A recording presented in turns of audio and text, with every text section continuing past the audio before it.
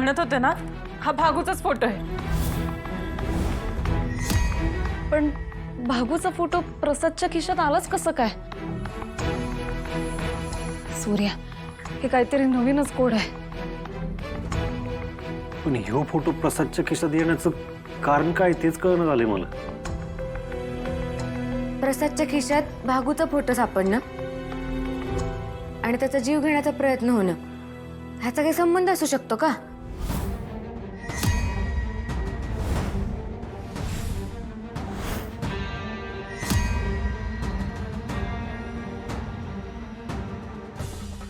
सूर्य, सूर्य काय करतोयस तू?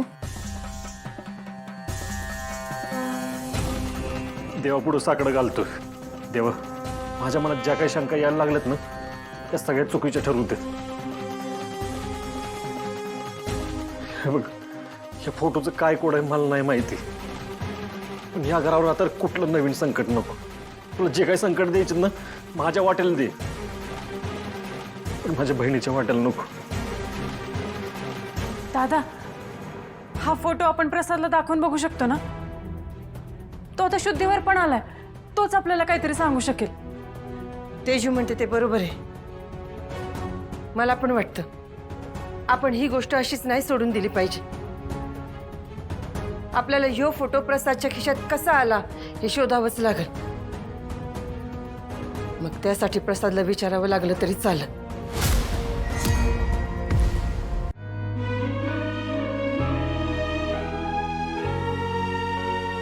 कशी आता तब्येत?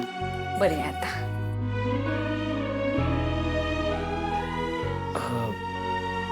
आम्हाला जरा बोलायचंय तुमच्याशी. बोला ना. आम्हाला प्रसादला काही प्रश्न विचारायचे होते, पण तुम्ही प्लीज गैरसमज करून घेऊ नका. गैरसमज का करून घेऊ पोरी? तुम्ही जे करणार ते सगळं चांगलंच करणार याची खात्री आहे मला. विचारा काय विचारायचं ते. प्रसाद, हा फोटो तुझ्या खिशात सापडला.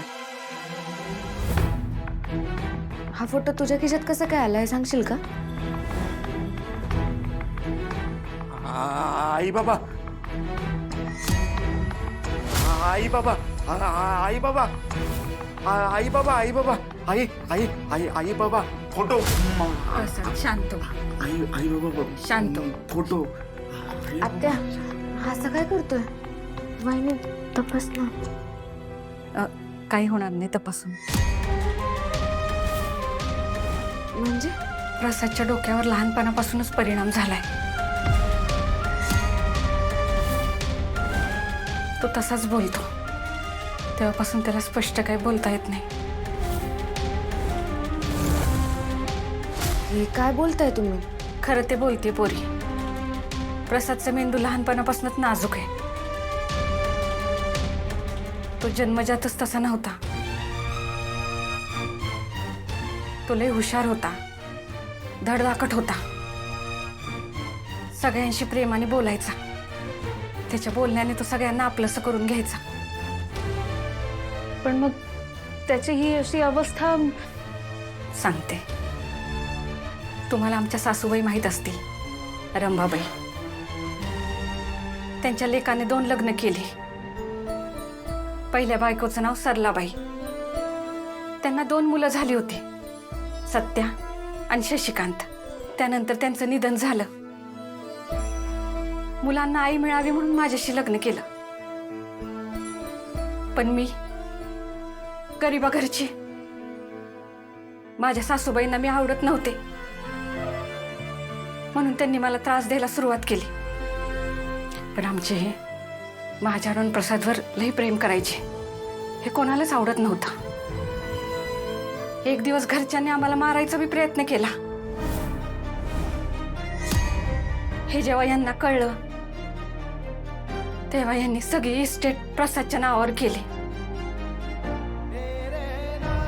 आणि सत्यजित आणि शशिकांतला इस्टेटीपासून लांब ठेवलं. म्हणजे ती दोघं त्याचाच राग काढत असणार आहेत. होय. जोपर्यंत प्रसाद जाणता होत नाही, तोपर्यंत सत्याला आणि शशिकांतला इस्टेटीचा रखवालदार म्हणून जाहीर केलं होतं. पण काय सांगू, हे होते तोवर उघड उघडपणे कुणी आम्हाला त्रास दिला नाही. पण यांच्यानंतर माझ्या लेकराला त्रास द्यायला सुरुवात केली. माझा प्रसाद लय हुशार होता. काही दिवसाचा तो सगळा कारभार सांभाळेल याचा अंदाज शशिकांतला आला. आणि सत्यजित प्रसादला कुठल्या तरी डॉक्टरांकडे घेऊन गेला आणि कसल्या तरी गोळ्यांचा डोस चालू केला. जसं वय वाढायला लागलं तसं प्रसादचं डोकं जड पडायला लागलं. जे लोक प्रसादच्या हुशारीचं कौतुक करायचे तेच प्रसादला मतिमंद, येडा येडा असं म्हणायला लागले. आणि दोघं भाऊ त्याला चापकाने मारायला लागले. प्रसाद हळूहळू घाबरायला लागला, बोलण्यात अडखळायला लागला. अशी अवस्था केली माझ्या प्रसादची. काय नीच माणसं आहेत ही. एवढंच नाही, प्रसादचं लग्न झालं, त्यांच्याकडे प्रॉपर्टीची रखवाली राहणार नाही म्हणून ते त्यांच्याच मर्जीतली बायको शोधत होते प्रसादसाठी. आणि हे सगळं चालू असताना प्रसादने त्यांचं कसलं तरी बोलणं ऐकलं आणि म्हणून ते प्रसादचा जीव घ्यायला निघाले. नर्मदा काकी, एवढं सगळं तुम्ही आणि प्रसाद सहन करत होता? सहन नाही, रोज माझ्या लेकराला तळतळ मरताना बघत होते मी. मला सांगा, ती गावची जत्रा, त्यात पूजेचा मान तुम्हाला मिळायचा, मग या सगळ्यात शशिकांत आणि सत्यजित मध्ये काय यायची ना? हा सगळा दिखावा आहे. तेवढाच एक दिवस मान मिळतो. बाकीचे सगळे दिवस घराच्या बाहेरच्या पडवीत बसून दिस काढावे लागतात. आणि तो मान प्रसादला माझ्या मालकांमुळेच मिळाला.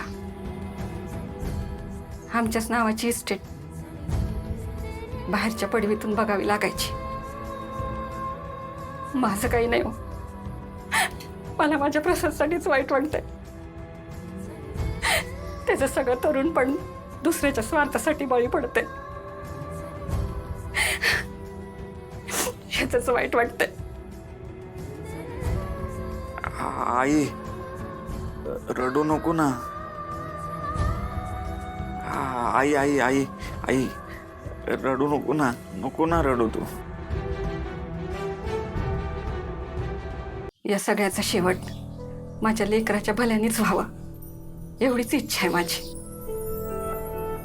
ताई, प्रसाद नक्कीच बरा होईल आणि त्या शशिकांत आणि त्या सत्यजितला त्यांच्या कर्माची फळं नक्कीच मिळतील. तुम्ही प्लीज शांत व्हा आणि काळजी करू नका. वैपोरे, मी पण त्याच आशेवर दिवस काढते, पण तुम्ही त्या सत्यजित आणि शशिकांतला हलक्यात घेऊ नका. त्यांच्यापासून सावध राहा. ते नक्कीच काहीतरी कटकारस्थान करतील. तुम्ही आमची मदत केली म्हणून त्यांची वाईट नजर तुमच्या घरावर असणार आहे. आणि त्यात भाग्याचा फोटो प्रसादच्या खिशात सापडलाय. तुम्ही सगळे सावध राहा. काहीतरी नक्कीच मोठं संकट येईल असं वाटतंय मला.